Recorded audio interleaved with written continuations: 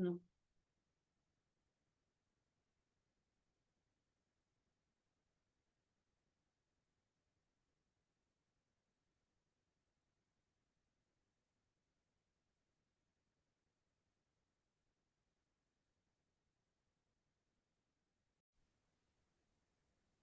Voilà. Donc, bonjour Steve. Merci, on est très heureux de vous accueillir et on vous remercie beaucoup de votre présence. Alors, nous avons pris contact avec vous car nous savions que vous étiez déjà intervenu sur le parcours du rétablissement de l'entourage. On avait eu l'information en sachant que vous étiez intervenu dans le cursus de formation des pères aidants de famille au Québec. C'est comme ça qu'on est rentré en contact avec vous et aussi par le biais du collectif des pères aidants de famille du Québec. Mais ce que je vous propose, c'est de vous présenter, avant de rentrer dans le vif du sujet, hein, de nous dire un petit peu votre parcours et puis voilà, si vous voulez bien. D'accord. Alors d'abord, je vais essayer de parler avec un français plus international pour essayer que chacun puisse m'entendre et me comprendre facilement. Du moins, je vais essayer. Euh, voilà, je suis du Québec. Au Québec, on a beaucoup d'organisations communautaires que l'on appelle des organisations communautaires. Donc, moi, j'œuvre depuis plus de 25 ans euh, dans le milieu communautaire. Puis, j'ai travaillé beaucoup en situation de crise. Et dans les contextes de situation de crise, bien, il y a toujours des membres de l'entourage qui vivent également la crise. Donc, j'ai toujours eu une grande sensibilité à la réalité des membres de l'entourage. Et ensuite, bon, j'ai travaillé aussi en prévention du suicide, là encore avec les endeuillés et les proches inquiets. J'ai toujours finalement travaillé et en santé mentale et en parallèle avec les membres de l'entourage. J'ai aussi coordonné un service qui vient en aide spécifiquement aux membres de l'entourage.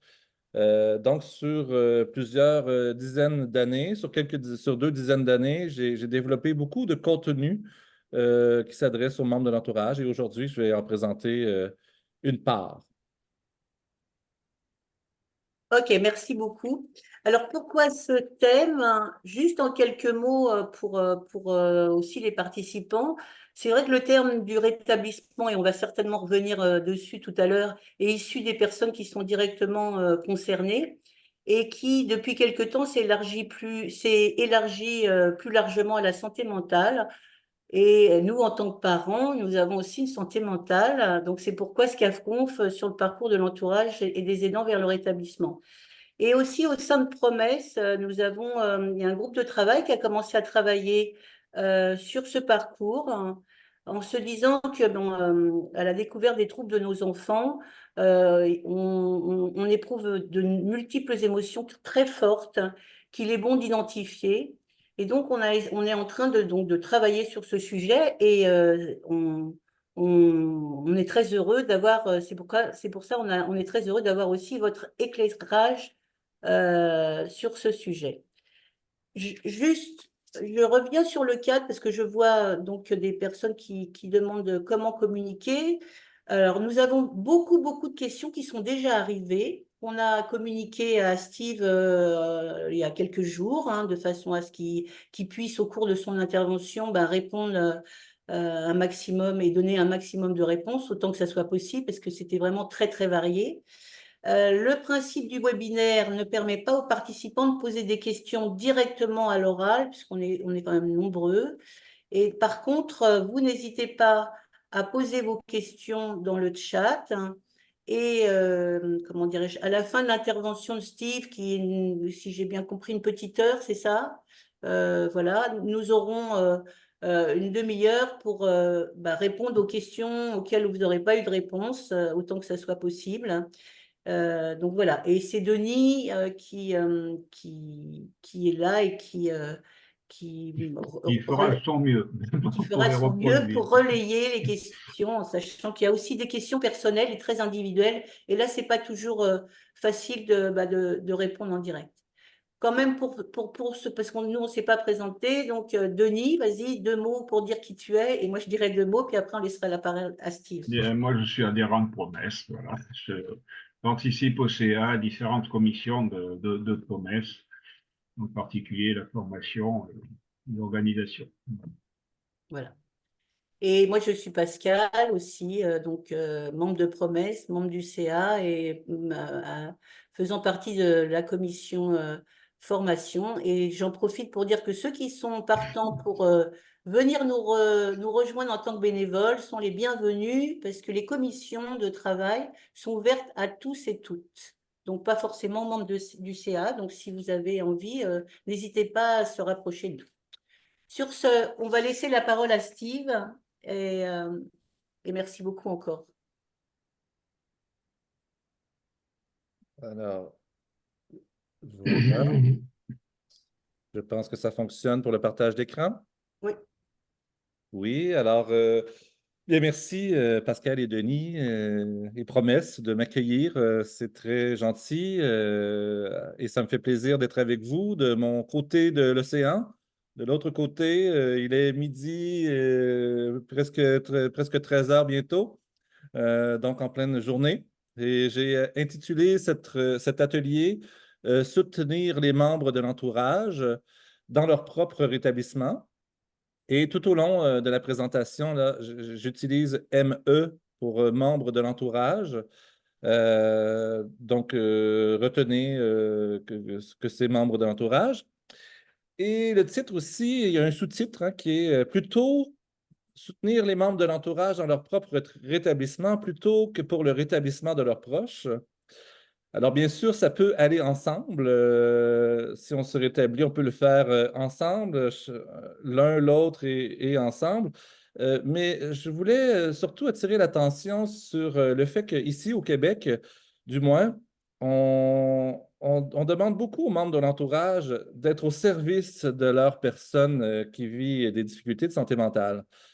Si bien qu'on oublie parfois la réalité et les besoins qui sont aussi là du côté des membres de l'entourage. Donc, si on est habitué d'impliquer les membres de l'entourage qui déjà en font beaucoup et parfois s'épuisent, il demeure que aujourd'hui, on va surtout parler des processus chez les membres de l'entourage. Alors ça, j'en ai discuté tout à l'heure. Il y a mon adresse courriel aussi, si jamais vous avez besoin de communiquer d'autres informations. Ça reste disponible. Vous pouvez m'écrire si besoin. sdubois11outlook.com. Voilà. Souvent, j'aime commencer avec une image dans les conférences. Et habituellement, j'anime une espèce de rétro sur qu'est-ce que ça nous fait vivre et on partage tout ça en collectif. Aujourd'hui, on va regarder l'image, mais je vous demande plus de le faire avec vous-même, de réfléchir à ce que ça évoque pour vous. Alors, je vous laisse constater l'image suivante.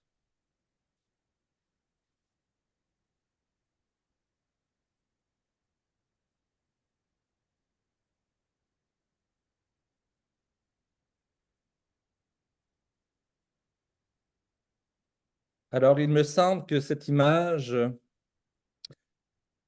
introduit bien notre discussion. Une image magnifique de Jorka Olmo. J'ai tenté de lui écrire pour avoir la permission d'utiliser l'image, mais je n'ai pas eu de retour. Alors, je tiens quand même à souligner l'artiste derrière l'œuvre. Ce que moi, je remarque dans cette image, c'est d'abord que le personnage en bleu a lui-même son propre parapluie. Hein, il est posé au sol et fermé. Le personnage en vert prête son parapluie à l'autre. Mais étonnamment, la personne en bleu porte un manteau avec un capuchon pour la pluie, semble mieux vêtue pour faire face à la pluie que la personne en vert. Et visiblement, la personne en vert se fait bien mouiller. Hein? Et on pourrait se dire que c'est généreux, c'est magnifique de voir qu'un humain vient en aide aux autres, puis même un peu à son détriment. On pourrait se dire que c'est magnifique. On pourrait se dire aussi que c'est peut-être un peu inéquitable et que chacun pourrait souhaiter être dans une relation équitable. Même si parfois, il est vrai qu'on peut peut-être porter secours et piler un peu sur ses besoins.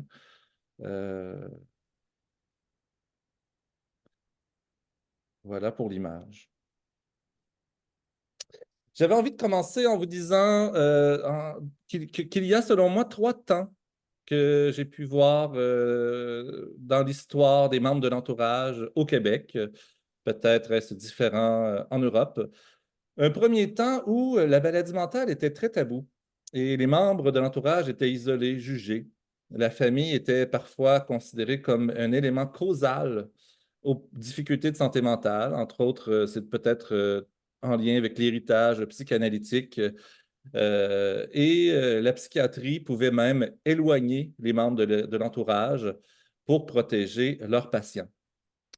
Un deuxième temps où, cette fois-ci, on reconnaissait les réalités chez les membres de l'entourage comme un fardeau. Hein. Il n'y avait rien de positif à être un membre de l'entourage, c'était essentiellement un fardeau. Et à cette époque, au Québec, des associations qui regroupent des membres de l'entourage ont pris vie et les membres de l'entourage ont pu reprendre du pouvoir. Et la personne en difficulté de santé mentale pouvait être perçue comme une personne manipulatrice, qui veut toujours des sous, qui est plutôt lâche, dont il faut se protéger. Bref, il y avait tout un clivage qu'il fallait absolument travailler qu'avec les membres de l'entourage dans les associations, alors qu'en psychiatrie, on travaillait qu'avec les personnes qui vivaient des difficultés de santé mentale et il y avait peu d'interactions entre et d'aspects relationnels travaillés au sein du duo personne atteinte, personne membre de l'entourage. Un troisième temps, je crois qu'on arrive dans un troisième temps où en ce moment, on parle de déstigmatisation, où aussi tout le monde devient concerné et affecté par la santé mentale. Selon l'Association canadienne de la santé mentale, on dit qu'environ 1 personne sur 5 vivra au cours de sa vie un problème ou une maladie de santé mentale. Ce qui pose la question, est-ce que les 4 autres personnes sur 5 deviennent des membres de l'entourage? Possiblement, ou le deviendront un jour ou l'autre, plus ou moins de près ou de loin, on deviendra affecté pour avoir des gens autour de soi qui vivent des difficultés de santé mentale. Et aujourd'hui, on voit dans nos différentes associations que les membres de l'entourage vont apprécier la personne en difficulté de santé mentale. Ils ne veulent pas nécessairement s'en protéger, s'en éloigner. Parfois, c'est son conjoint dont on est amoureux, parfois, c'est son enfant qu'on apprécie beaucoup, parfois, c'est son parent sur qui on veut veiller. Donc, il y a tout un rapport relationnel beaucoup plus affectif qui semble exister aujourd'hui et qui fait que les associations, on se présente aux associations en voulant travailler ensemble le rétablissement. Mais encore aujourd'hui, dans plusieurs associations de membres de l'entourage au Québec, encore, on a un peu de difficulté à travailler en médiation ou travailler la relation avec les personnes. Encore aujourd'hui, les univers sont plutôt clivés. Euh, où malheureusement, on travaille qu'avec les membres de l'entourage. On ne veut pas que la personne vienne avec son conjoint alors qu'ils vivent tous les deux des choses ensemble. Euh, Heureusement, les hôpitaux, quant à eux, ont pris un peu plus l'habitude maintenant d'inclure ou de considérer les membres de l'entourage dans les traitements. Mais les organisations communautaires qui ont été tant novatrices à certaines époques, aujourd'hui, on semble-t-il un peu de difficulté à s'adapter et à mieux se réorienter de façon novatrice et très humanisante. Alors, on a encore du chemin à faire. Bon, je n'arrive pas à changer. Ah, voilà. Donc, le concept de rétablissement, Bon, évidemment, pour moi, ça s'adresse aussi aux membres de l'entourage, hein. On dit, entre autres, même si ça vient des personnes utilisatrices en santé mentale ou les personnes premières concernées, on dit, est en rétablissement la personne qui reprend du pouvoir sur la gestion de ses symptômes et qui prend en charge l'amélioration de son bien-être, de son mieux-être. Donc, pourquoi pas pour les membres de l'entourage, hein, qui souffrent aussi au contact d'une personne qu'ils aiment et qui souffre, elle aussi. Donc, on a tous peut-être à améliorer son mieux-être. Et l'idée de trouver du pouvoir d'agir sur sa vie, malgré la présence de maladies mentales. Donc, pour les proches aussi, la maladie mentale peut affecter leur vie et on a retrouvé son pouvoir d'agir. Ça fait quand même plus de 30 ans maintenant. Si on voit Anthony en 93 qui nous parlait de rétablissement, il disait que le rétablissement pour lui, c'est un moyen de vivre une vie satisfaisante, remplie d'espoir et productive, malgré les limites résultant de la maladie. Alors, ça concerne tout le monde, hein. Patricia Deegan qui disait le but du processus de rétablissement n'est pas de devenir normal, hein. Ce n'est pas un processus linéaire, c'est une trajectoire qui comprend des moments de recul, des avancées. C'est l'aspiration à vivre, à travailler, à aimer, et ce, dans une communauté à laquelle il est possible de contribuer significativement. Et Nathalie Lagueux, en 2007, qui disait « Le rétablissement est un processus unique, débutant là où la personne décide de ne plus donner le pouvoir à la maladie mentale de contrôler toute sa vie. C'est la redécouverte de soi, de ses capacités, de ses rêves, etc. » Donc, est-ce que pour les membres de l'entourage, parfois la maladie mentale prend le contrôle de toute sa vie? Alors, c'est une question à se poser. Hélène Provencher, une chercheure ici au Québec qui avait proposé il y a plusieurs années une conception très élargie du rétablissement en rappelant le fait universel que la santé mentale est universellement une santé à prendre soin et qui touche chacun avec des hauts et des bas, tout simplement. Donc, j'avais une question qui disait de quoi j'ai à me rétablir comme mère? Eh bien, ça se peut que si on souffre, on puisse travailler sur soi pour moins souffrir. Donc, si j'ai tenté hein, dans l'exercice de définir un peu pour moi ce que serait le rétablissement chez les membres de l'entourage. Alors, j'en suis arrivé à toutes sortes de propositions là, ici. Là, c'est peu travaillé, mais bon, je dirais que d'une manière propre à soi et à sa situation, en mouvement. Il s'agirait de tendre vers une vie satisfaisante en essayant, par exemple, de maintenir un équilibre qui me convient dans mon niveau d'implication envers l'autre, en me respectant, en reconnaissant mes besoins, mes émotions, mon rythme, mes vulnérabilités, en tentant de prendre soin de moi, de mon hygiène de vie, de mon réseau social, en dehors de mon proche, et en m'investissant dans des loisirs et dans ma communauté. C'est aussi tendre vers une vie satisfaisante en admettant que je ne peux être seul ou encore toujours là pour l'autre et en facilitant que d'autres ressources puissent se mettre en place. Parce qu'il est vrai que bien des proches que j'ai côtoyés, bien des membres de l'entourage, c'est-à-dire, me disaient à quel point ils étaient inquiets de l'idée qu'un jour, ils ne pourraient plus être là pour leurs personnes en difficulté.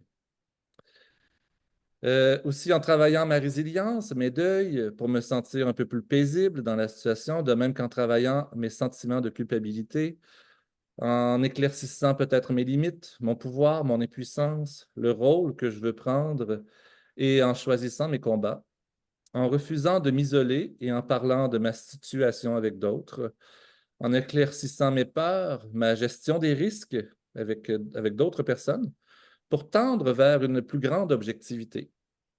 Hein, tous les risques que l'on croit, que l'on veut prévenir, est-ce qu'on a une vision claire? Est-ce que c'est objectif? D'où l'idée d'en parler avec d'autres pour peut-être relativiser. En tentant aussi de respecter et de favoriser l'autonomie et la responsabilité de chacun, en évitant d'être trop dur envers soi et les autres, en reconnaissant ses forces, en m'efforçant de mieux communiquer et écouter, en commençant par moi-même, en adoptant aussi une posture qui donne l'exemple, en allant moi-même comme membre de l'entourage chercher de l'aide, en me respectant, et en travaillant sur moi et sur mon adaptation.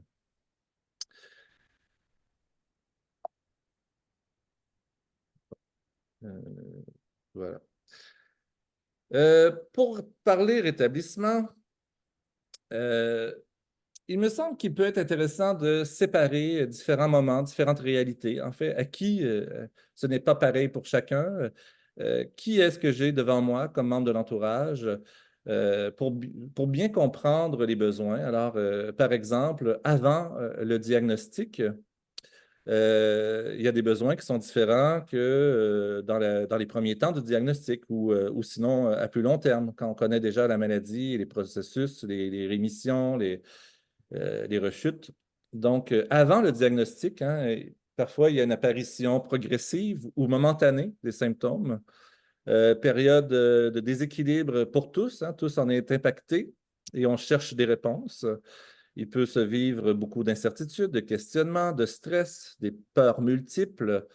Euh, on peut se questionner, par exemple, à savoir est-ce qu'il est dangereux, cet autre, pour moi ou pour lui-même? Qu'est-ce que je dois faire? Est-ce que ce qui se passe en ce moment, c'est normal? Jusqu'où est la norme? Qu'est-ce qu'on fait avec tout ça? Est-ce que ça va changer?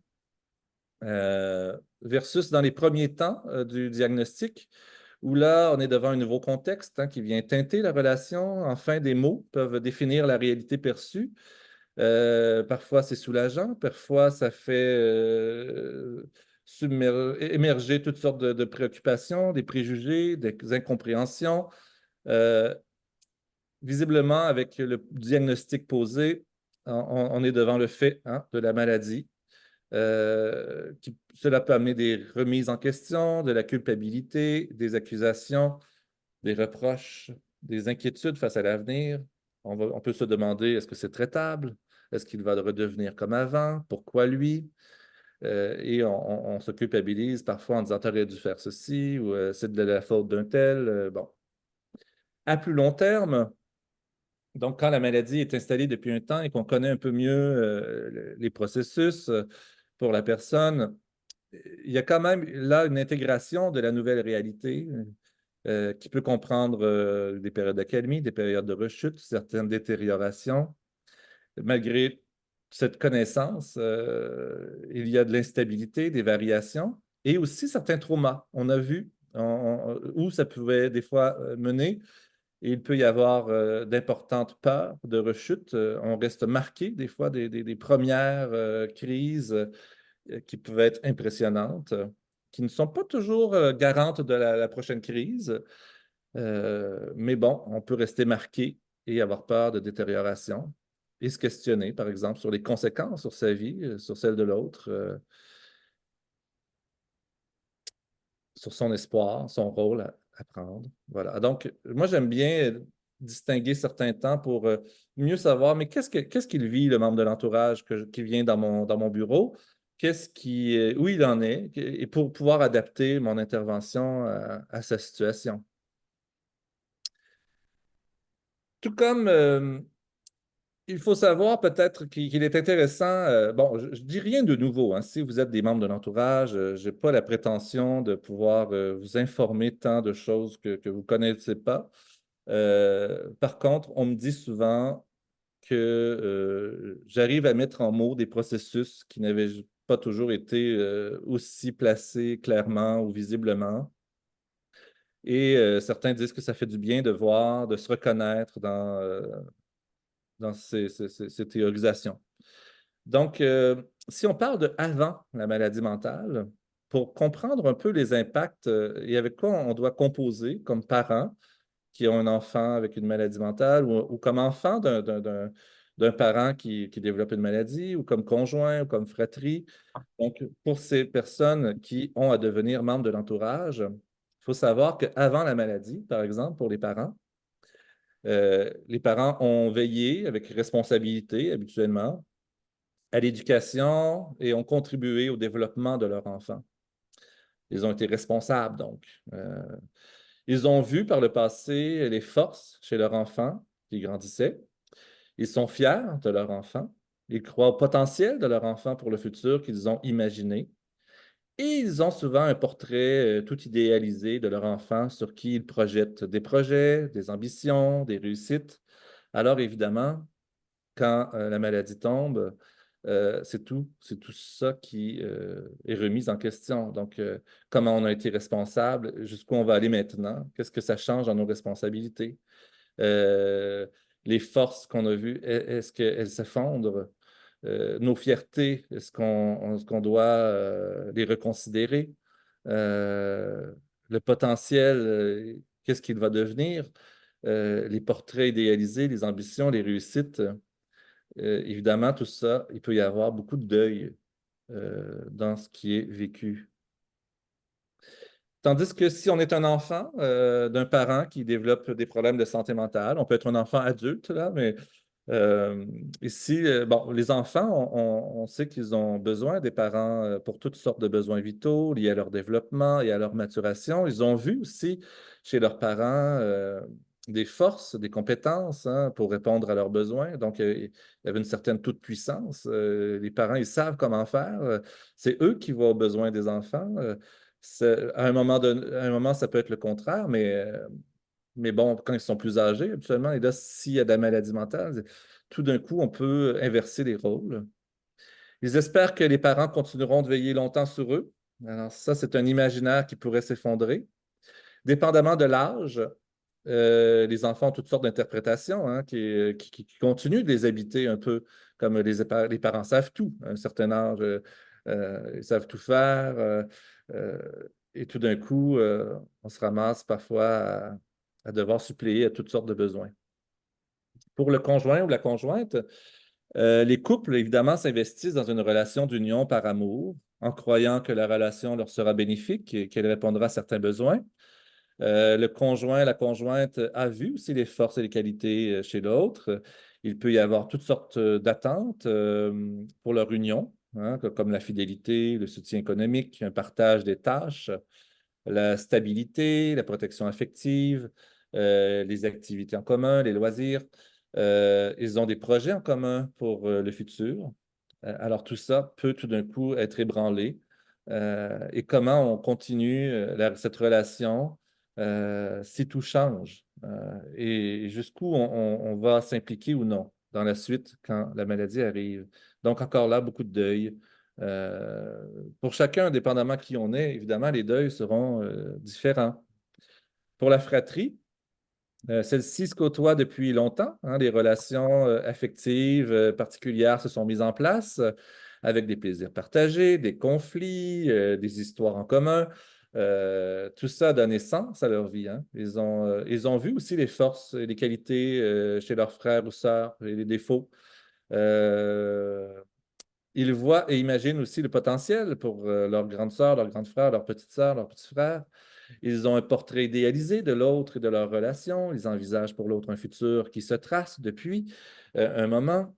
Ils ont une idée de leur relation, du moment et futur, de ce qu'elle apporte, le fonctionnement, les rôles de chacun dans la famille, etc. Donc, pour la fratrie, tous ces éléments seront aussi secoués et possiblement pourraient devoir se transformer, peut-être même sur du long terme. Donc, avec l'arrivée de la maladie mentale, les idéaux peuvent tomber, les relations et les rôles peuvent se transformer, la construction de l'idée du futur, les projets, les parcours tracés peuvent se remettre, être remis en question. Tout ce qui semblait connu, ou tout ce que l'on a vu précédemment dans les diapositives, peut sembler s'effondrer et amener évidemment des deuils. Est-ce que c'est pour toujours? Bien, pas nécessairement. Donc, il y a place à amélioration. Tous ces effets de l'arrivée de la maladie peuvent transformer chacun, mais et certains facteurs influencent le déroulement de tout ça, comme la durée de la relation, l'âge, si les symptômes sont arrivés graduellement ou non. Si on les connaissait déjà, les symptômes, à l'avance, comme en couple, par exemple, ou des fois dans la fratrie, on voit des éléments apparaître assez tôt. D'autres fois, la maladie arrive sans s'y attendre, sans signe avant-coureur. Parfois, il s'agit simplement d'un épisode de fragilité ou d'une difficulté temporaire, alors que d'autres fois, bien, on tombe dans une maladie sévère et persistante. Donc, ça peut être tout ça ébranle chacun différemment. Donc, pour moi, le rétablissement, c'est aussi accompagner chacun dans leurs différentes réalités respectives. J'ai développé tout un atelier sur le projet familial ou le projet relationnel. Ici, j'en présente une seule planche, mais l'idée pour moi de la notion de projet, c'est de voir qu'il y a une existence et un bagage à considérer dans les relations. Ça renvoie à des idéaux fondateurs et des visées qui traversent ou ont traversé la relation. Par exemple, en couple, il y a une visée. Elle est même avant même d'être avec une personne en couple, la culture nous a induit un projet. Donc, on sait qu'un couple, par exemple, permet de s'engager l'un envers l'autre avec l'espoir de partager son amour, du réconfort, du soutien, de l'accompagnement. Donc, il y a tout un projet qui est là, dans lequel on est impliqué et qui existait même avant le couple. Même chose pour la famille. La famille se fonde bien avant parfois d'avoir un premier enfant. Dans la tête, dans le corps, dans la culture, il y a ce projet de fonder une famille. Et par le fait même de participer à la maturation des enfants, les éduquer, participer à une transmission entre générations, viser l'apport de bonheur affectif, le partage entre les membres de la famille, la réussite de ses enfants, l'enracinement et la prolongation de ces valeurs. Donc, il y a tout un projet dans la famille dans laquelle on grandit, puis sans avoir pu choisir sa famille dans laquelle on va naître. Il y a tout de même toutes sortes d'idéaux qui nous façonnent, qui nous placent, qui nous situent avant même notre arrivée dans la famille. Pour la fratrie, évidemment, suivant la visée des parents, il y a ce projet de développer, entretenir des relations fraternelles, du moins dans le projet des parents. Puis une relation qui, idéalement, pourrait évoluer dans le temps, apportant des liens affectifs, la possibilité d'entraide, du soutien familial, un partage de valeurs. Chez les amis aussi, il peut y avoir des projets, même si la famille semble moins refermée ou moins liée parfois. Les amis ont tout de même un projet. On entre en relation avec l'autre parce que dans sa culture, on sait que l'amitié permet d'entretenir des liens constructifs, apportant différentes satisfactions, du plaisir, des loisirs, de la confidence, du partage, la possibilité de poursuivre son développement social, philosophique, identitaire et autres. Donc, la notion pour moi de projet ici, ce que j'aime en dire, c'est que si parfois dans les relations, on doit en venir à briser, à couper les ponts, il reste que parfois c'est nécessaire, et cela est possible. Par contre, ce n'est jamais seulement facile, ce n'est jamais facile. Et ce n'est jamais seulement je regarde maintenant vers l'avant et ce qui est derrière moi est derrière. Eh bien non, parce que ces projets nous ont fondés, ces projets ont eu une existence. Nous traînons ce bagage de projets et qui parfois n'est même pas le nôtre, n'est celui de la culture ou celui de nos parents. Donc, couper, par exemple, un pont avec son frère ou sa sœur et continuer d'avancer, c'est quand même avoir dans son parcours, dans sa trajectoire, un obstacle qui fait trou dans le projet des autres dans lequel on a grandi. Donc, il faudra composer avec ce trou laissé dans sa vie. Alors, ce n'est pas vrai qu'on passe à autre chose comme si de rien n'était. Peut-être plus avec les amis, mais quand on parle de famille, quand on parle de fratrie, quand on parle de couple, parfois, ces trous laissés derrière continuent de nous travailler profondément. Et c'est là qu'il y a peut-être une possibilité de recréer, de retisser du lien. Et possiblement que ce trou est aussi là pour la personne qui a des difficultés de santé mentale. Donc, chacun vit peut-être ce trou et on peut être à composer avec ce trou.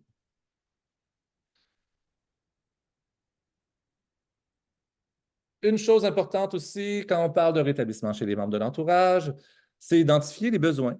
Il y a certains besoins qui semblent plus évidents dans nos associations de membres de l'entourage, comme le besoin de comprendre la maladie, d'obtenir des informations, d'être outillé, de comprendre les traitements, etc. Donc, c'est un besoin que l'on a, qui doit être comblé peut-être pour avancer de notre côté. Se soustraire aux préjugés, qui peut être les siens, mais aussi ceux de la communauté.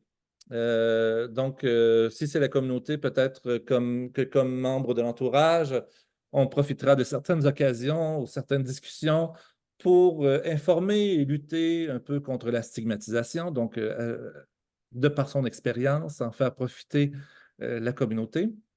Ou parfois, si c'est ses propres préjugés, eh bien, il faudra peut-être s'informer et travailler son ouverture pour moins en souffrir de nos préjugés. Un autre besoin, composer avec la nouvelle réalité qui touche chacun, la famille, le couple, qui redéfinit parfois nos relations avec pas seulement que la personne qui a la maladie, mais aussi avec le reste de la famille, par exemple. Alors, quelle solution pour répondre à ce besoin de composer avec une nouvelle réalité? Eh bien, oui, s'informer, mais aussi tenter de bien communiquer, s'affirmer, travailler son adaptation, avoir des loisirs en dehors de la famille, du couple, de la relation, accepter de vivre ses émotions, trouver des lieux pour ventiler, consulter l'aide disponible, apprendre de nouveaux modes relationnels. Donc, il y a toutes sortes de besoins et de pistes peut-être pour tenter de travailler pour répondre à ce besoin. Accepter la perte de certains idéaux et l'imperfection. Il est vrai qu'on imagine toujours ses enfants dans le meilleur et tout d'un coup, si son enfant a, par exemple, des vulnérabilités, ce n'est pas toujours parfait. Donc, comment on compose avec cette situation qui peut être choquante, qui peut amener de la colère? Alors, peut-être en échangeant avec d'autres membres de l'entourage pour partager les vécus, peut-être évidemment consulter les ressources d'aide, je crois que c'est toujours une bonne avenue. Moi, c'est ce que je fais. J'ai accompagné beaucoup de membres de l'entourage. Peut-être qu'on peut lire sur le sujet, vivre des étapes du deuil et d'adaptation. Donc, comment on s'y prend? Bon, là, c'est là que l'accompagnement peut être utile. Assumer la façon d'être de chacun avec peut-être une plus grande tolérance. Je crois qu'on devient plus tolérant face aux obstacles à l'expérience. Voir les difficultés comme des opportunités de grandir et de développer de nouvelles forces. On devient nécessairement transformé, donc on plus enrichi de l'expérience, même si ce n'est pas une expérience souhaitée ou souhaitable. On peut avoir aussi le besoin de se repositionner dans son rôle et dans l'aide à apporter. Prendre du recul, par exemple, ce qui n'est pas facile, pour comprendre ce qui a changé, voir ce que je peux faire, comment on fait autrement maintenant. Peut-être il y a lieu de respecter son rythme, les besoins de chacun, les capacités, de connaître et mettre ses limites. Bon, comment on fait ça? C'est pas toujours facile là non plus. Surtout si on a le sentiment d'être seul pour l'autre ou que l'autre ne veut pas demander de l'aide. Choisir son niveau d'engagement, nous y reviendrons. Établir avec l'autre son rôle en prévision d'une situation de crise, par exemple. Donc, il y a des plans en prévision d'une crise qu'on peut établir. Se prioriser. Bon, il y a toutes sortes de façons là, de se prioriser, lâcher prise. Bon, ce sont des grands thèmes qu'on essaie d'inculquer, mais qui ne sont pas évidemment si faciles et qui peuvent demander du soutien. Donc, voilà pour les besoins. Et là, on rentre dans des mécaniques. Alors, j'ai quelque chose qui me cache là l'écran. Bon, ici, les mécaniques. 3 ingrédients. Alors, au contact de membres de l'entourage, j'ai vu des mécaniques particulières. Et à chaque fois que je présente ces mécaniques, ça semble trouver de bons échos. Alors, 3 ingrédients. Il y en a d'autres, mais bon, j'en ai retenu 3 ici, qui peuvent influencer l'accompagnement offert par les membres de l'entourage. Donc, il y a des malaises, hein? Par exemple, quand le fonctionnement ou le rendement de l'autre est affecté par son état mental. Euh, Quand on vit toutes sortes d'émotions face à l'autre que l'on ne reconnaît plus, qui nous dépasse dans ses manifestations. Le sentiment de responsabilité aussi. Donc, si le rendement, par exemple, le fonctionnement et le rendement est affecté chez l'autre, ça peut évidemment venir teinter la relation. Et dans mon accompagnement, tout d'un coup, euh, peut-être ça va transformer la façon que j'avais d'aimer l'autre. Peut-être que ça va transformer la façon que j'avais d'aider, de venir en aide à l'autre, dans mes projets de ce que je pouvais faire pour l'aider. Peut-être que le fonctionnement et son rendement affecté vont venir teinter ma façon que j'avais de me positionner en protecteur. Peut-être que ça va transformer aussi ma façon de prendre soin. Même chose hein, pour la charge affective. Est-ce que ça va venir teinter ma façon d'aimer tout d'un coup quand je vis toutes sortes d'émotions de mon côté aussi? Quand je me sens responsable et coupable parfois, est-ce que ça va changer ma façon d'aimer, d'aider, de protéger dans la façon de prendre soin de l'autre? Donc, on va les revoir plus précisément, chacun des trois ici malaises et les mécaniques. Donc, ce qui vient teinter, on les reprend dans ce tableau, par exemple, où on parle du fonctionnement et du rendement affecté de la personne. Alors, on sait, hein, comme membre de l'entourage, que la maladie peut parfois affecter le rendement, par exemple, dans l'exécution des tâches domestiques, pour l'hygiène, pour son fonctionnement au travail, pour les capacités de demeurer structuré, bien fonctionnel, organisé, bien responsable. Bon, tout ça peut être affecté. Alors, devant ces rendements affectés qui sortent un peu de la norme ou de ce qui est attendu, on peut avoir des craintes. La crainte du jugement par la société, des craintes pour la sécurité de la personne. Est-ce qu'elle va perdre sa résidence, son emploi? Est-ce qu'elle va prendre les bons soins? On peut avoir la crainte aussi pour son futur au niveau de son couple amoureux, des études de la personne. On peut craindre que l'état ou la situation se détériore encore davantage, craindre que la personne ne puisse subvenir et répondre à ses besoins de base. Crainte que la personne n'utilise pas les ressources, les traitements, l'aide jugée nécessaire. Donc, de voir qu'il y a dans les tâches quotidiennes, qu'il y a des difficultés, ça augmente toutes sortes de craintes. On projette hein, toutes sortes de craintes au-delà du réel. L'imaginaire est toujours plus fort que le réel. Les craintes sont sans limite. Et pour pallier à tout ça, hein, les membres de l'entourage pourraient être tentés de pallier pour compenser au manque perçu. Je suis inquiet, il y a un rendement affecté, ça m'inquiète, donc je vais débourser pour les frais, donc je vais veiller à l'hébergement, donc je vais m'impliquer aux différentes tâches, m'occuper des rendez-vous pour la personne, etc. Mais ce qui est intéressant, c'est de voir euh, que l'autre ne demande peut-être pas ça. Hein. L'autre, oui, il a peut-être différentes difficultés, mais peut-être promptement, le membre de l'entourage, sensible, souffrant pour l'autre, sentant les vulnérabilités, peut sauter sur l'occasion euh, pour venir pallier.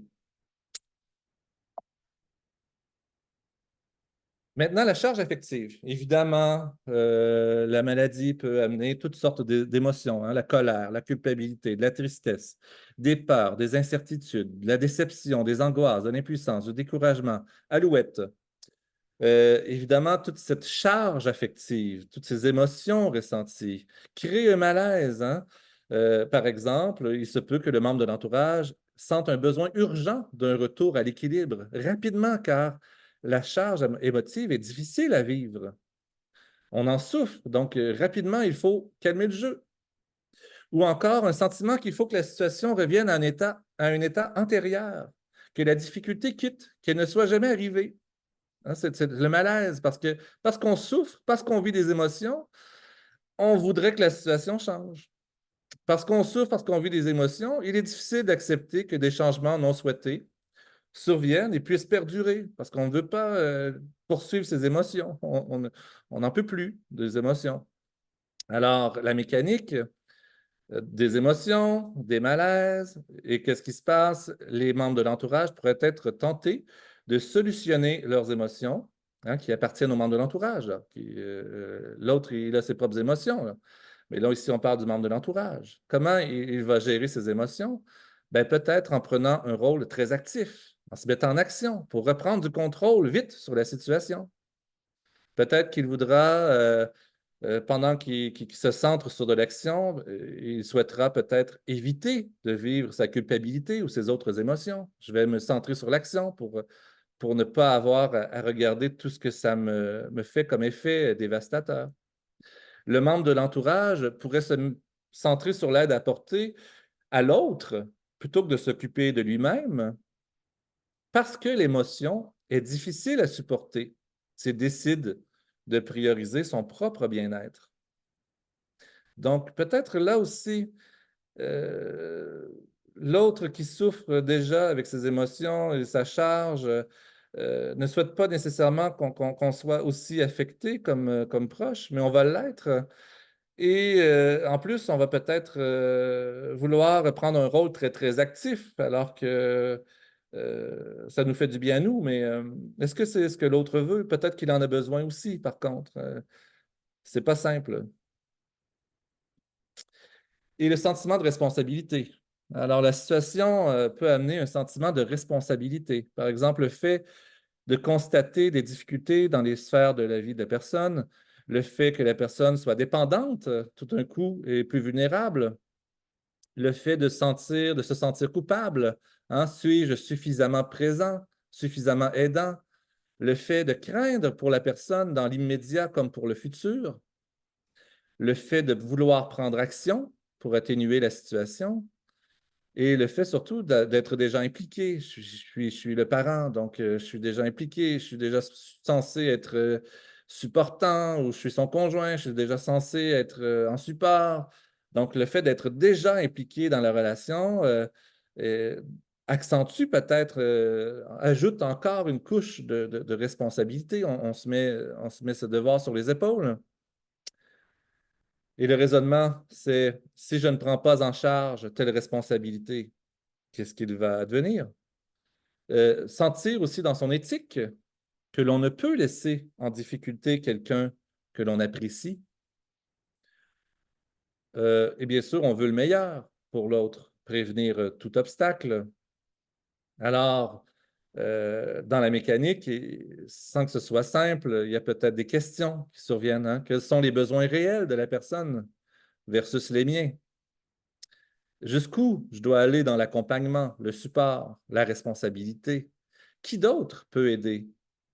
Comment puis-je aider sans nuire à l'autonomie ou à la responsabilité chez l'autre? Quelle responsabilité peut assumer la personne malgré sa situation? Est-ce que je suis trop exigeant? Ai-je raison de vouloir autant prendre de responsabilités?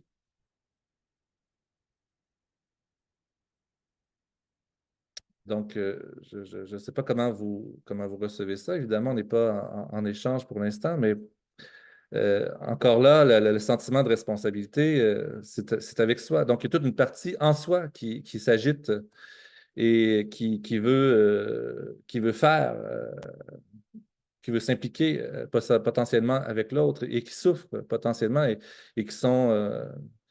et avant de travailler sur l'autre, peut-être il y a lieu de travailler sur soi. Donc, responsabilité ici de chacun hein, dans une relation. Alors, on a le schéma avec les deux bulles. Disons qu'en bleu, il pourrait y avoir la personne vivant des difficultés de santé mentale. En rouge, disons le conjoint ou la famille. Bon, je choisis le conjoint ou la famille parce que souvent, on est très liés et en commun, il y a des responsabilités, par exemple. Et c'est pour ça que c'est en mauve, là, le mélange du rouge et du bleu. Donc, la responsabilité en commun, par exemple, si on a une maison en commun ou des finances en couple, par exemple, ça se peut que tout d'un coup, si l'autre a des difficultés au travail oups, hein, on est un peu impacté par la situation, on a des choses en commun, peut-être des enfants aussi, comment on va faire pour composer avec nos enfants si l'autre est moins apte à apporter un coup de main. Se respecter mutuellement aussi est une obligation dans une relation, idéalement, hein. Ça devrait être une priorité. Reconnaître que chacun a son rythme et que ça ne peut pas être complètement parfait. Alors là, ce qui est intéressant, c'est que, évidemment, on est toujours deux personnes différentes. Alors moi, j'ai ma vision de ce qui serait bien pour l'autre. L'autre a sa vision qui peut être différente. Et je ne peux pas seulement transposer mes souhaits ou ce que je veux chez l'autre et dire que ça doit être parfait comme moi je l'imagine. Et être en relation signifie hein, composer avec ces différents éléments. Mais de chaque côté, c'est intéressant parce que ce sont les mêmes éléments que j'ai mis là. Demander de l'aide. Hein, chacun peut être responsable de faire ça de son côté. Prendre en charge son processus de rétablissement, prendre soin de soi, faire valoir sa liberté de choisir et d'être respecté dans ses choix, assumer les conséquences de ses actes. Bon, peut-être vous me direz, c'est bien beau, mais moi, mon proche, il ne demande pas d'aide, il ne se reconnaît pas en détresse, il refuse de prendre en charge son processus de rétablissement. Qu'est-ce que je fais? Moi, je peux faire de mon côté, mais lui, s'il ne le fait pas, qu'est-ce qui arrive?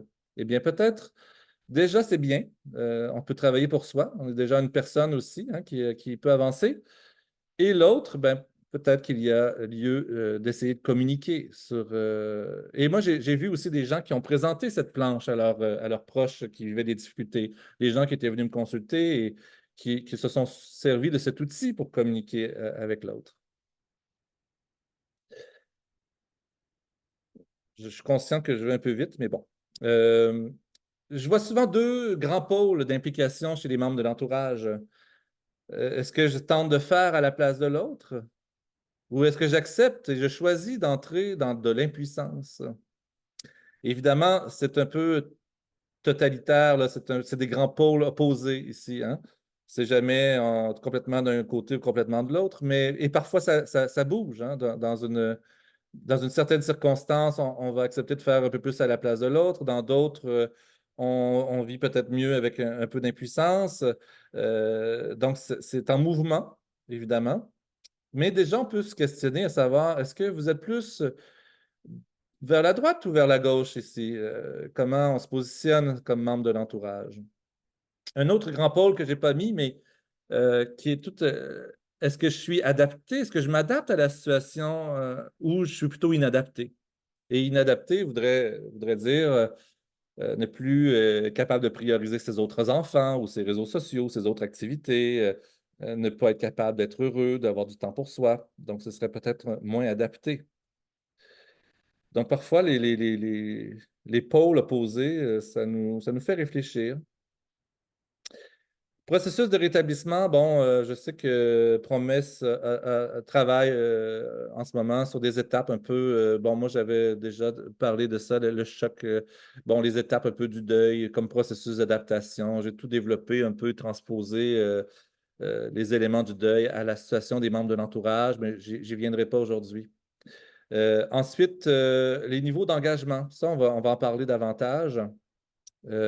Certains vont être plus distants, absents, modérés, intenses, donc on y entre. Donc, 4 niveaux d'engagement. Peut-être j'aurais pu faire un modèle avec plus, mais bon, ou moins. Bref, moi, j'ai 4 étapes. De ce que j'ai vu, certains membres de l'entourage, par exemple, en viennent à créer une rupture dans la relation. Parfois temporaire, parfois à plus long terme.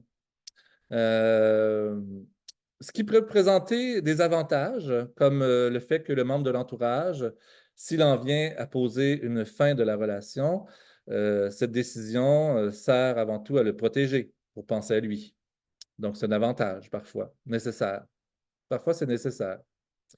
Un inconvénient, toutefois, c'est que, évidemment, il y a un deuil de la relation qui peut faire mal, qui peut être difficile à traiter, qui ne se referme peut-être jamais, tout à fait. Et en plus, c'est que en étant plus en lien avec l'autre, il n'y a absolument aucun contrôle sur la situation de l'autre. S'il se détériore, peut-être que nous ne serons pas là pour le voir. Donc, le modèle absent. Un niveau d'engagement. Pour toutes sortes de raisons, on peut, bonne ou mauvaise, on peut choisir le modèle absent, hein, de couper la relation. Certains pourront peut-être être plus distants. Donc, pas complètement absents, mais pas très proches non plus, plutôt à distance. Par exemple, ce qui voudrait dire être peu disponible pour la personne touchée. Le membre de l'entourage garde des distances, ne veut pas être en relation d'aide, mais seulement conserver un certain lien relationnel, hein. Je suis le père de, c'est mon père, je suis son fils, etc. Donc, souvent dans une relation plus distante, les limites sont habituellement plus clairement posées.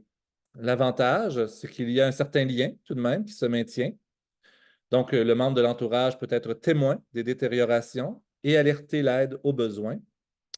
Le membre de l'entourage se protège et maintient un niveau de confort sans trop se compromettre. Donc, il y a des avantages. L'inconvénient est peut-être sur le fait que à distance, on ne vit pas les bénéfices ou ce qu'apporte de bon le rôle d'être aidant. Ce rôle est plutôt limité. Le niveau modéré, qui pourrait sembler être un modèle idéal, c'est un modèle où le membre de l'entourage est prêt à s'investir, mais tout en respectant aussi certaines limites. L'avantage, c'est qu'on est alors présent pour assurer la sécurité. Il y a une certaine valorisation de son rôle d'aidant. La relation peut être plus significative. Ce niveau d'investissement aide à se préserver, contribue aussi à l'autonomie de l'autre, aide au processus de rétablissement, possiblement. Et on est une personne, le membre de l'entourage devient inclus dans le réseau d'aide. Bon, certains pourraient me dire, oui, mais moi, mon fils, il ne veut pas, ou telle personne, mon ami ne veut pas que je sois impliqué dans sa vie. Bon, ça se peut. L'inconvénient, bon, c'est que si on accepte d'être dans une relation plus présente, eh bien, ça demande bien sûr des efforts pour maintenir l'équilibre dans la relation parce qu'il y a une implication émotive. Et il pourrait y avoir des proches, des membres de l'entourage, pardon, qui s'impliquent de façon très, très intense.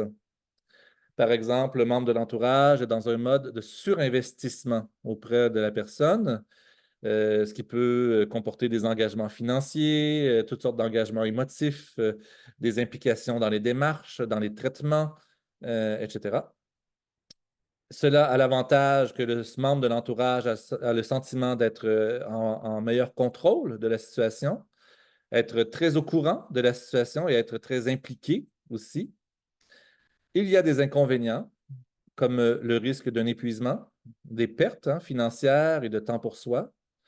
Il peut y avoir même une nuisance parfois au développement de l'autonomie et de la personne touchée, hein, parce que tant qu'on est là, peut-être qu'il y a moins de ressources et d'autres ressources qui vont entrer et se mettre en place. Ce mode aussi affecte possiblement l'évolution du processus de rétablissement et on peut devenir moins disponible à soi et à d'autres, hein, à ses autres enfants, par exemple. Évidemment, le mode intense, il n'est pas obligé d'être figé. En fait, rien de ce que j'ai présenté jusqu'à maintenant n'est obligé d'être figé, hein. Ce sont des modèles plutôt dynamiques, dans une plasticité. Donc, l'intensité peut être nécessaire par moment aussi, hein, tout comme tous les autres modes aussi, modéré, distant, absent, peut être aussi nécessaire par moment. Donc ça, c'est quand même intéressant. Plusieurs vont se reconnaître dans ces niveaux d'implication.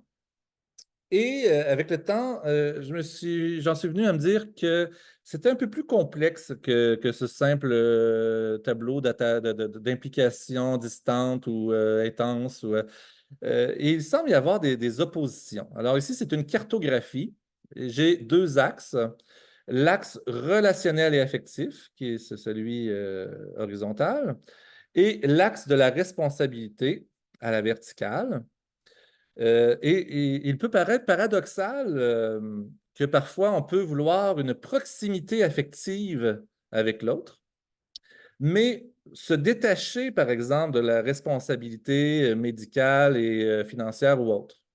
Donc, je suis prêt à t'aimer, mon fils, je suis prêt à te recevoir à souper, à faire des activités avec toi, à aller à la pêche ensemble, mais pour tout ce qui concerne tes soins, tes difficultés financières ou autres, je ne suis pas la bonne personne. Alors qu'on pourrait penser que c'est la norme serait peut-être plus d'être en proximité affective et engagé dans tous les besoins de la personne, ou encore d'être distant de la relation et détaché des besoins, mais c'est pas aussi simple, ça peut être un peu dans tous les sens. Donc, euh, par exemple, on peut vouloir aussi être très distant dans la relation. Moi, mon père, je veux juste lui parler, mais à l'occasion, ça reste mon père, mais effectivement, je ne tiens pas à le côtoyer tellement, sauf que s'il va à l'hôpital, que le personnel a besoin, je vais être très engagé. Et pour qu'il ait sa médication ou les contacts avec la pharmacie, je vais pouvoir très bien être là. Mais pour socialiser avec mon père, non, non, ça non. Donc, on peut voir que le graphique permet de se situer, de mettre des points à différents endroits. On peut aussi avoir 2 points. Pour tel élément, je suis prêt à m'engager. Pour tel autre, par exemple, les soins médicaux.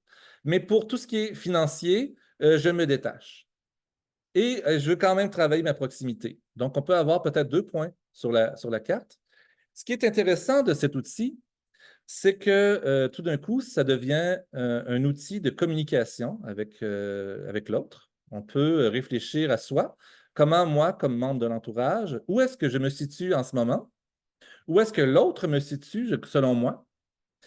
Et où est-ce que je voudrais me situer dans mon idéal? Et l'autre aussi, on peut lui demander, où est-ce que tu me situes en ce moment? Et où est-ce que tu aimerais que je sois situé?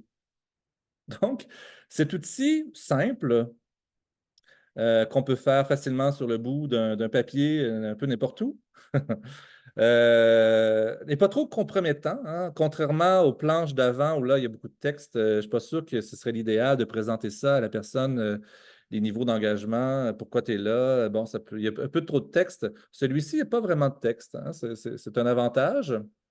Donc, c'est simplement une cartographie où on peut discuter de ce qui est similaire dans nos perceptions, dans nos volontés, ou ce qui est différent. Et peut-être qu'on va s'aider à mieux se comprendre dans nos différences, ou encore faire des pas vers une position plus mitoyenne entre ce que l'autre veut, ce que moi je veux.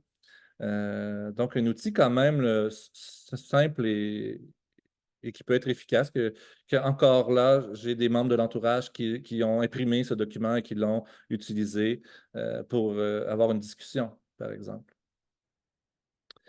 Je vous ai mis ici l'écharpe, peut-être vous connaissez l'écharpe relationnelle de Salomé, Jacques Salomé.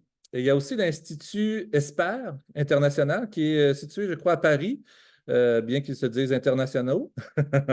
Euh, J'aime bien cette idée du foulard, de l'écharpe relationnelle, qui nous rappelle qu'on a du pouvoir et la maîtrise seulement du bout de son écharpe. Euh, on ne maîtrise pas du tout ce que l'autre fait de son bout à lui de l'écharpe. Donc, si on peut essayer de tirer dessus pour bien attacher l'autre et contrôler tout ça, et tendre fermement l'écharpe, mais malgré tout, on n'aura pas plus de pouvoir tant sur l'autre bout. Donc, la personne fait bien ce qu'elle veut avec son bout, elle peut aussi le lâcher. Et bien sûr, il y a toutes sortes d'images qu'on peut utiliser. Est-ce que le tissu est en soie? Est-ce qu'il est plutôt rugueux? Est-ce qu'il y a des mailles qui se défont? Est-ce qu'il y a des trous? Est-ce qu'il est blessé, cette écharpe? Euh, Évidemment, on peut user et abuser de toutes les métaphores possibles, mais pour moi, pour les membres de l'entourage, c'est de reconnaître ses limites et son pouvoir et son impuissance. Une autre image que je trouve très, très utile, que moi j'utilise beaucoup en formation ou en relation d'aide, c'est celle-ci. J'aime beaucoup les billes qui tiennent en équilibre. Et en fait, c'est trois choses que je travaille avec cette image. Les enjeux dynamiques, la notion d'équilibre et la notion d'approche systémique.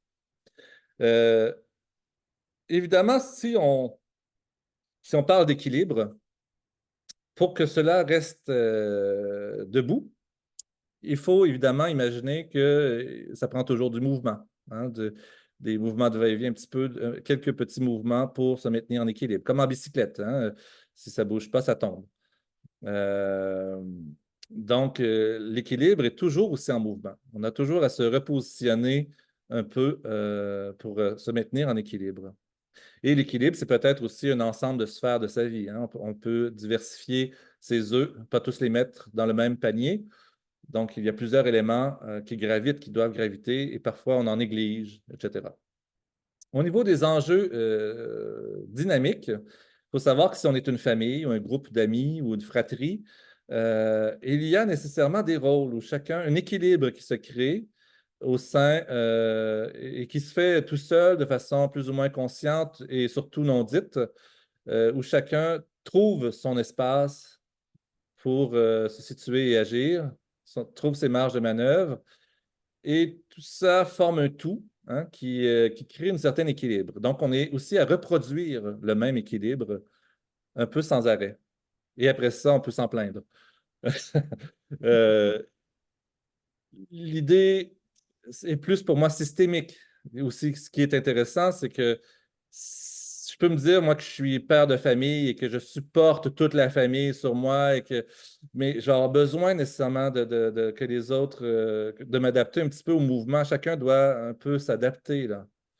Il y a aussi que si je suis ici comme membre de l'entourage et que mon proche qui a la difficulté de santé mentale est ici, je pourrais dire mon proche doit absolument aller se soigner ou encore aider mon proche. C'est pas moi qui va pas bien, c'est mon proche. Aidez-le, lui, et moi, je vais aller mieux. Et moi, je dis, et si ça pouvait être le contraire? Par exemple, si moi, je m'aide, je travaille sur mon rétablissement à mieux être, peut-être que je donne l'exemple à l'autre.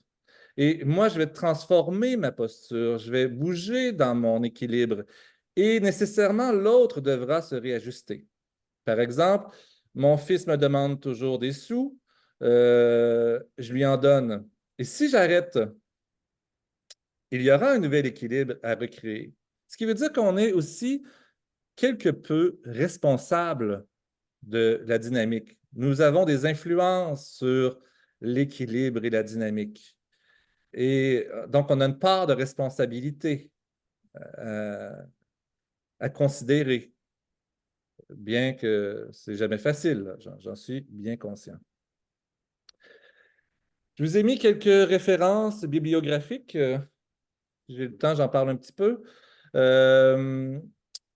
Bon, il y a une revue, entre autres, Santé mentale, la famille et l'entourage, qui est tout de même intéressante, qui est québécoise, mais intéressante, qui se trouve facilement sur Internet. Jean-Charles Bouchoux, un psychanalyste français qui parle des pervers narcissiques, mais qui pour moi, un ouvrage qui m'a bien intéressé parce que finalement, à travers le pervers narcissique, il parle beaucoup des troubles de la personnalité en général. Et pour moi, il m'a apporté des choses vraiment particulières. Pascal Brion, psychologue qui a beaucoup écrit sur les traumas, se relever d'un traumatisme, réapprendre à vivre et à faire confiance. Donc ça, je sais que c'est un besoin dans les questions que j'ai eues. Euh, comment refaire confiance? Eh bien, il faut savoir qu'il y a du trauma. Et elle explique très bien le trauma et les réactions neurochimiques dans le corps et comment composer, comment se relever d'un traumatisme. C'est très, très intéressant. D'Auteuil et Lafont, vivre avec un proche impulsif, intense et instable. Donc, quand on parle de impulsif, intense et instable, on fait aussi référence aux troubles de personnalité limite, bien souvent. C'est un excellent livre pour les membres de l'entourage, une toute petite brochure qui se lit très bien, qui est un des bons ouvrages que l'on a pour les membres de l'entourage, et il y en a peu. Christophe Fauré, bon, il a toutes sortes de livres que j'aime bien. Il en a fait un sur vivre ensemble la maladie d'un proche. Bon, c'est plus la maladie physique, à la limite même la mort, mais il y a quand même quelques éléments possiblement intéressants dans ce livre. Ici, je vous invite à vraiment découvrir le guide. En fait, c'est un guide que j'ai initié. C'est moi qui est l'initiateur de ce guide, un guide de bonne pratique pour l'implication des proches en santé mentale, considérés, intégrés et outillés. Donc, il est disponible en ligne. Et on fournit aussi des annexes d'outils qui peuvent être pertinentes. Donc, je sais qu'il y a beaucoup de questions. Ça a été fait à l'intention des centres hospitaliers, par exemple, comment ils peuvent considérer mieux les membres de l'entourage, comment ils peuvent mieux les intégrer, comment ils vont travailler à outiller aussi les membres de l'entourage. Donc, on est quand même dans un guide très pratique qui peut être très intéressant pour tous. Suzanne Lamarre a un magnifique ouvrage sur le suicide de l'affaire de tous. Elle insiste sur les façons d'installer des scénarios de collaboration au sein des familles. Bien sûr, elle parle du suicide un peu, mais pour moi, c'est plus l'aspect systémique qu'elle travaille très, très bien. Docteur Lamarre, qui est une Suzanne, qui est psychiatre. Bon, j'ai mis les ouvrages de Salomé parce que j'ai parlé de l'écharpe relationnelle tout à l'heure. Voilà. J'en viens à ma fin. Alors, je vais arrêter le partage, si vous voulez bien.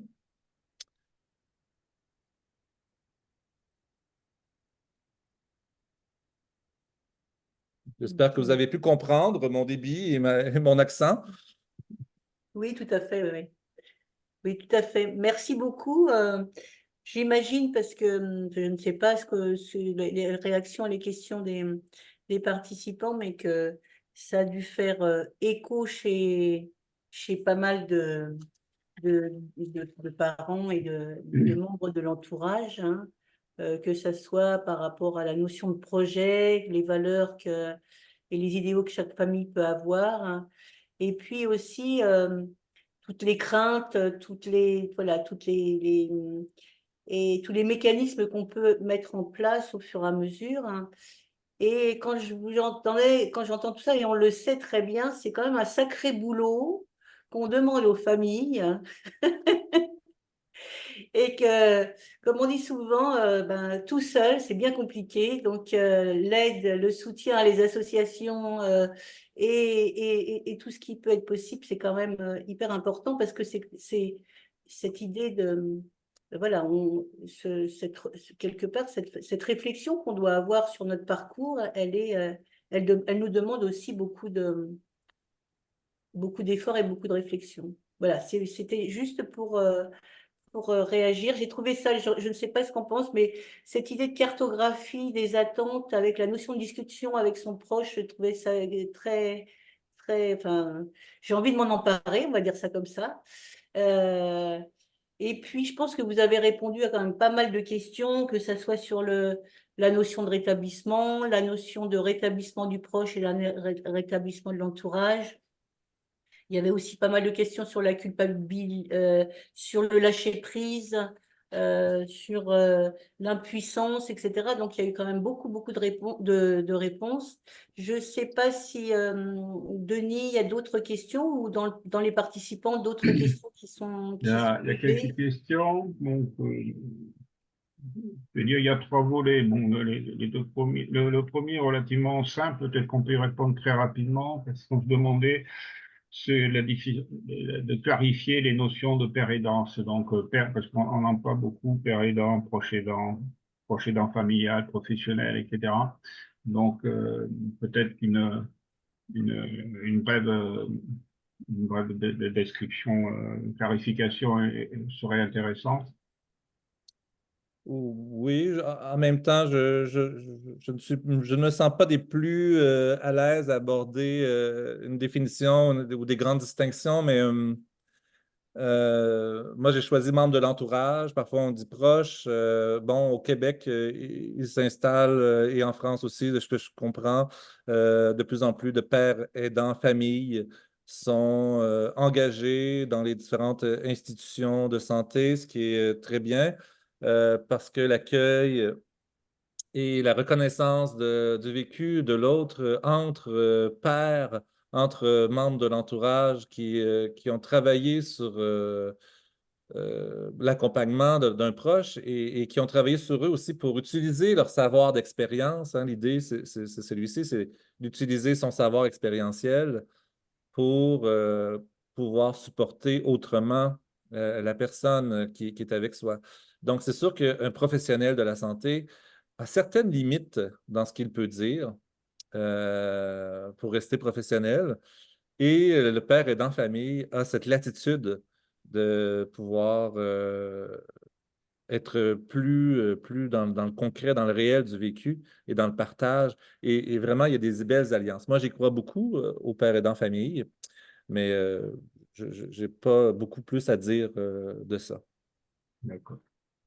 Euh, Nous, en France, bon, il faut ajouter père aidant famille lorsqu'il s'agit des proches. Sinon, on parle de père aidant pour des anciens, hein, des gens qui souffrent de troubles. Mais c'est vrai on essaie de développer cette notion de père aidant famille avec les soignants parce que on est généralement un petit peu oublié dans l'alliance thérapeutique avec soignants-soignants. Voilà.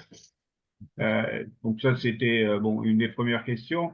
Une autre plus générale aussi, mais enfin qui permet de clarifier, après on rentrera dans des questions un peu plus précises, c'est effectivement le rétablissement des proches et le rétablissement des malades se ressemblent si on met que finalement, en synthèse, c'est prendre soin de soi, hein, s'entourer de personnes bienveillantes, etc. Donc, on retrouve ces notions-là aussi bien pour les proches que pour les personnes qui souffrent de troubles. Est-ce qu'on peut quand même essayer de distinguer cette notion de rétablissement pour la personne qui souffre et les proches? Alors, bien sûr, il y a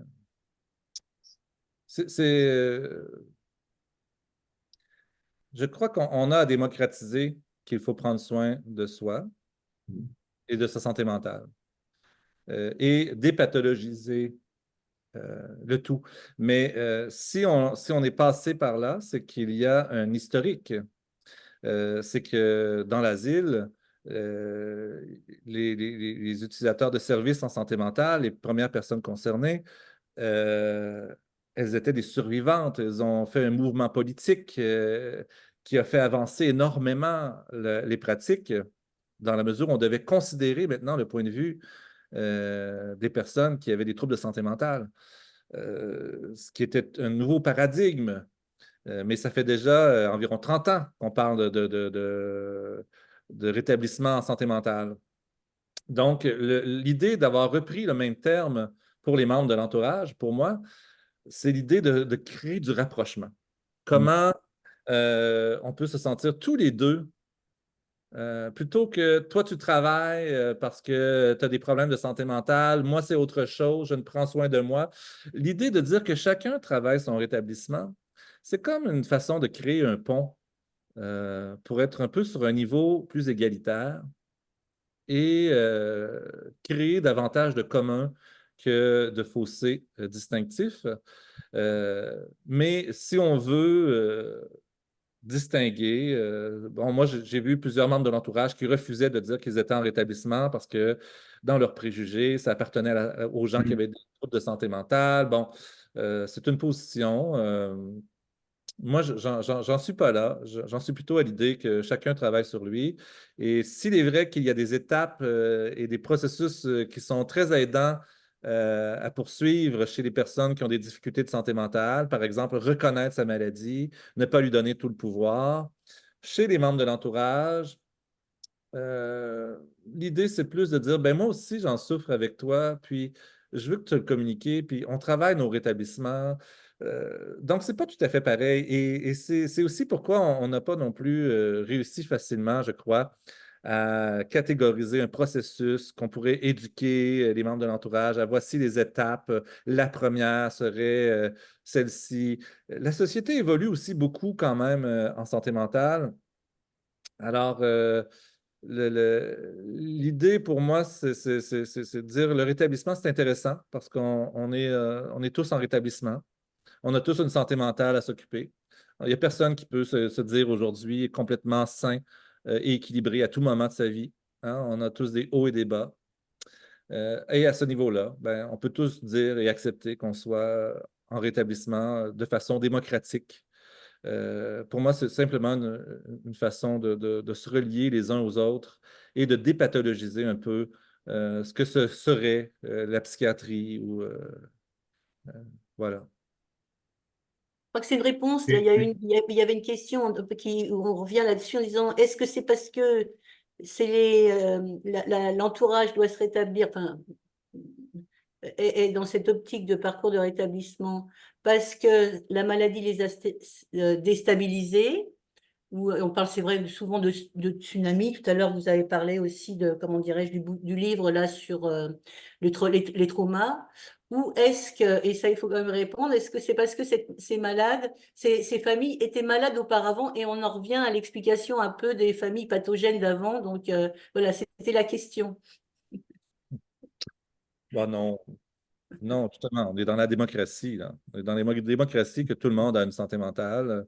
Euh, puis moi, je suis fervent euh, adepte des approches beaucoup plus biopsychosociales.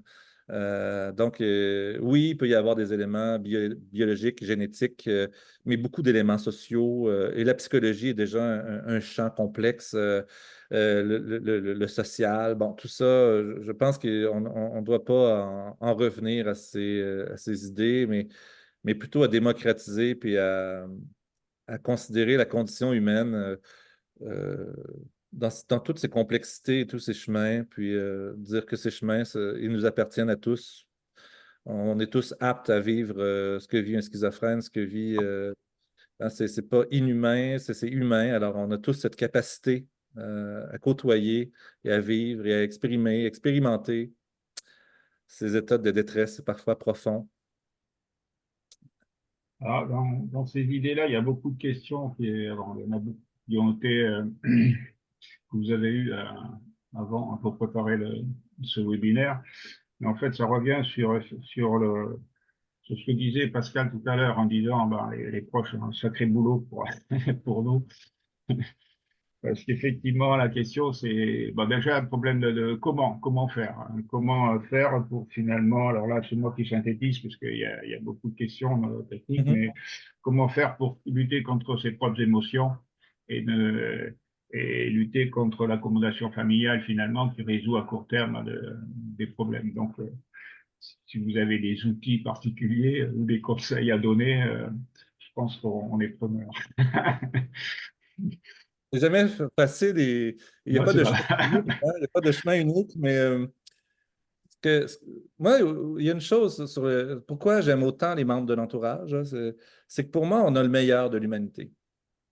On a des gens qui souffrent pour un autre et qui, malgré tout, veulent être en relation, veulent être aidants, même s'ils souffrent eux-mêmes. Puis, ils vont jusqu'à devoir travailler sur eux, les consulter, s'impliquer pour eux-mêmes, et ils vont apprendre à se relever pour être encore mieux et plus libre et accompagner mieux son proche.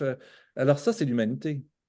C'est une chance qu'il y a des gens qui se préoccupent des autres, de leur malheur, et qui, au point d'en souffrir eux-mêmes, et qui veulent malgré tout continuer à s'impliquer. Hein. Alors ça, et là, c'est humain aussi de souffrir. Puis, je pense pas non plus qu'il faille s'empêcher de souffrir ou ne plus être empathique. Ou, on veut pas se déshumaniser non plus, là. Donc, Dans ces questions, il y avait quand même la notion de comment finalement réussir à s'approprier et comprendre la maladie pour finalement se rétablir nous-mêmes. Donc, par exemple, comment comprendre l'autre et savoir quand il ne va pas bien, comment réagir face à des situations difficiles, etc. Donc, ces questions-là Je peux donner quelques... qui, qui sont récurrentes dans ce webinaire. En tout cas, on est dans un univers complexe, ça c'est clair. Mais bon, moi j'ai travaillé beaucoup en situation de crise aussi, où la crise, hein, si on se fie à Kaplan dans les années 60, qui était le premier à conceptualiser la crise, il disait que la crise est un état où nos mécanismes habituels d'adaptation ne sont plus suffisants parce que c'est un stress plus gros que nature ou où il y a un cumul de stress et qu'on a une limite à endurer tout ça. Et donc là, son niveau de confort et d'adaptation diminue, des symptômes peuvent apparaître et on devient plus fragile et vulnérable et on peut même plonger en crise aiguë. Bon. Bien sûr, quand on est affecté de toutes sortes de manières, la première chose à faire, c'est peut-être essayer d'accepter, hein, parce que lutter contre les émotions, c'est terrible. Souvent, ça ne fait qu'amplifier l'émotion. Donc, il faut d'abord accueillir, regarder, même si c'est souffrant, ce qui se passe en dedans de nous. Ça, c'est une première étape. Et ensuite, pour tout ce qui est, c'est assez simple, hein, tout ce qui est adaptation, on parle de mécanismes d'adaptation pour s'adapter. Alors, si j'ai une journée difficile parce que je me fais engueuler au travail, j'ai commis un petit accident, toutes sortes de choses qui m'arrivent, le soir, quand j'arrive à la maison, ce que j'ai besoin, c'est de me détendre, avoir un bon repas, répondre à mes besoins de base, peut-être me déboucher une bière, m'étendre sur le divan et décompresser. Donc, ça, ce sont des mécanismes d'adaptation. Donc, il y en a qui vont marcher dans la nature, qui vont faire du sport, qui vont lire. Il y a toutes sortes de mécanismes d'adaptation. Mais c'est vrai que si sa fille vit une psychose, puis qu'elle perd son logement et son emploi, peut-être que lire ne sera pas suffisant. Ou aller marcher dans le bois. Donc, ça va prendre du temps. Mais clairement, il y a une idée où si je ne prends pas soin de moi suffisamment, je ne serai qu'envahi par le stress et ça s'accumule et ce n'est que dommageable. Alors, tous les membres de l'entourage qui se disent: oui, mais je n'ai pas le temps de m'occuper de moi, ma priorité, c'est l'autre et c'est bien beau se faire du bien, mais il faut savoir que si on ne fait pas ça, on n'y arrivera pas. Donc, minimalement, euh, pour tout stress, là, vous savez, quand on est dans la circulation, pris dans les bouchons du trafic, on se met à conduire de façon dangereuse. Pourquoi? Pour s'échapper de ce stress hein, pour retrouver la paix. Donc, il y a ça. On vit des tensions. Vivre, c'est vivre des tensions. Et pour compenser à chaque fois qu'on ne va pas bien, hein, aussi c'est la même chose, c'est parce qu'on n'a pas trouvé des façons de se faire suffisamment de bien, contrairement au coup dur qu'on encaisse. Euh, c'est vraiment assez mathématique et de base que j'encaisse des coups, il faut que je me fasse du bien. Et si je ne trouve pas cet équilibre-là, je deviens vulnérable. Alors ça, c'est un premier truc peut-être. Sinon, pour les gens que j'ai eus en accompagnement, c'est des longues démarches. On se suit pendant plusieurs semaines et on réfléchit ensemble. Parler avec quelqu'un d'autre permet de sortir aussi l'idée de sa tête et de son corps pour le mettre entre deux individus, pour le regarder de façon plus objective et sous de nouveaux angles. Donc, pour la résolution de problèmes, il est très difficile de résoudre des problèmes seuls, hein. Souvent, on pense faire de la résolution de problèmes, mais au contraire, c'est plutôt comment on appelle ça? Euh, c'est comme si on ressasse les mêmes choses là, sans arrêt. Et souvent, Rumination. la rumination, merci. Et ça aide pas. La rumination souvent ne fait ressortir que nos échecs, que nos moments les pires, que nos défauts. Alors, on pense que c'est de la résolution de problèmes, mais non. Et là, souvent, ça prend un peu des deux. Hein, par exemple, si on est en rupture amoureuse, on a peut-être besoin de ruminer sa rupture. Et je ne dis pas qu'il ne faut pas le faire. Au contraire, je dis qu'il faut le faire, mais faire aussi autre chose. Donc, comme proche, si vous avez l'impression de faire beaucoup, et assurément, vous en faites beaucoup, mais par exemple, est-ce que c'est mal ou pas mal de donner de l'argent? Est-ce que c'est... Bon, moi, je pense qu'on peut faire un peu de tout. C'est ça qui est équilibré. Oui, parfois, je vais en faire, d'autres fois, non. Ou dans certaines limites, ce sera oui, mais à tel endroit, ce sera non. Et donc, c'est jamais tout blanc, tout noir. Il suffit plutôt de composer de façon multimodale, d'avoir plusieurs façons de fonctionner où tout ça cohabite. Donc, on peut se morfondre et ruminer, on peut se faire du bien, on peut ne pas se faire du bien, mais idéalement, c'est un peu de tout ça qu'il faut vivre. Alors moi, ce que vous dites, donc, ça me permet enfin, c'est la réponse à une des questions qui a été posée. Et puis j'espérais pouvoir me rétablir, même si mon proche malade n'est pas stabilisé. Donc, il y a plusieurs. Oui, et on l'a vu avec les schémas des boules. Voilà. Si moi, je travaille mon rétablissement, nécessairement, ça aura un impact sur l'équilibre parce que tout ça est un système. Alors, il y avait une autre question, mais peut-être comme vous êtes canadien, vous ne pouvez pas répondre, mais sur effectivement les aides extérieures qu'on peut trouver. Donc là, moi, j'ai envie de répondre à ces questions-là en parlant des associations comme Promesse, hein,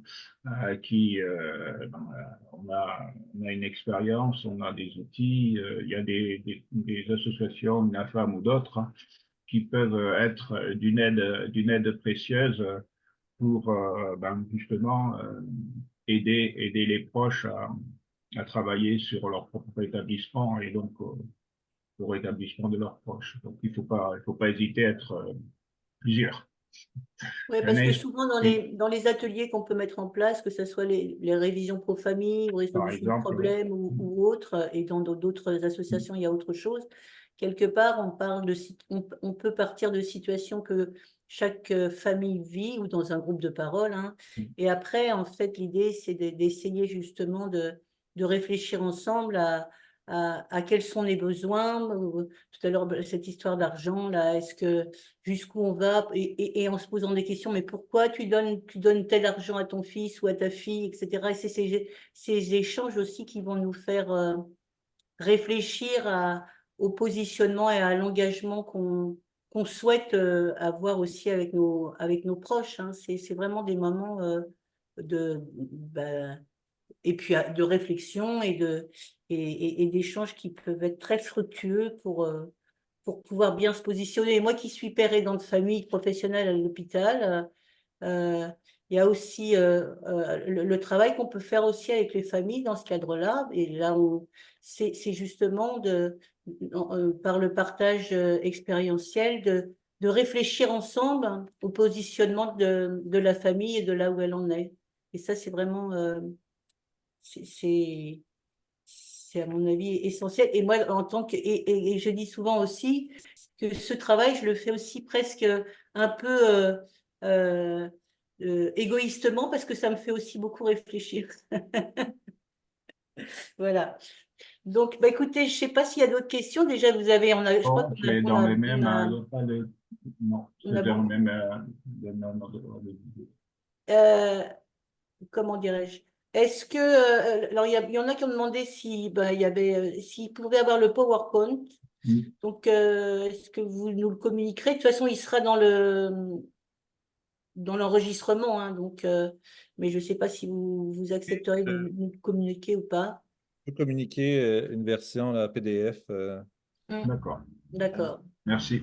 Ok, parce qu'il était d'une grande richesse et voilà, donc pour pouvoir y repenser, réfléchir chacun. Et puis, il y a plein de réactions en vous remerciant et d'entourage qui dit aussi que ça leur permet ça nous permet en tous les cas de continuer à réfléchir sur notre positionnement. Voilà. Très bien. Beaucoup de merci, effectivement. Ouais. Oui, Merci oui, bien. c'est ça. Merci à vous tous d'avoir été là aussi. Même si vous n'avez pas pu beaucoup interagir, c'est quand même, je suis content de voir que vous avez apprécié et que vous avez été si nombreux. Alors, merci à tous d'avoir été là. Ben, écoutez, Hein. bonne soirée à tout le monde, hein. Et puis, Et bonne journée pour Steve. oui, bonne journée.